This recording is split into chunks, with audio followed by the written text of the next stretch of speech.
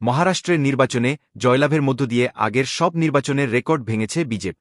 বিগত ৫ দশকের মধ্যে এটিই কোনো জোটের সবচেয়ে বড় বিজয়, এমন দাবি করেছেন ভারতের প্রধানমন্ত্রী নরেন্দ্র মোদী। শনিবার ২৪ নভেম্বর ভোটের ফল ঘোষণার পর রাজধানী দিল্লিতে দেয়া বিজয়ী ভাষণে এমন মন্তব্য করেন তিনি। মোদী বলেন, মহারাষ্ট্রের ইতিহাসে সবচেয়ে বড় রাজনৈতিক দলে পরিণত হয়েছে বিজেপি। এ সময় কংগ্রেসের সমালোচনা করে ভারতীয় প্রধানমন্ত্রী বলেন, মহারাষ্ট্রে হারের মধ্য দিয়ে ইন্ডিয়া জোটের দুমুখ চেহারা উন্মোচিত হয়েছে। তিনি দাবি করেন, ভারতের রাজনীতিতে পরজীবী পার্টিতে রূপান্তরিত হয়েছে রাহুল গান্ধীর কংগ্রেস, যাদের নিজেদের বলে সরকার গঠন করা অসম্ভব। এক টুইটে মোদী লেখেন, উন্নয়ন যেই হয়েছে, সুশাসন যেই হয়েছে, একসঙ্গে আমরা আরও উঁচুতে উঠ। এই জয়ের জন্য মহারাষ্ট্রের বাসিন্দা আমার ভাই ও বোনেদের আন্তরিক শুভেচ্ছা ও অভিনন্দন জানায়। বিশেষ করে এনডিএর এই ঐতিহাসিক ফলাফলের জন্য রাজ্যের যুব সম্প্রদায় ও মহিলাদের অভিনন্দন। আমাদের জোটের প্রতি তাদের এই স্নেহ ও উষ্ণতা অতুলনীয়। আমি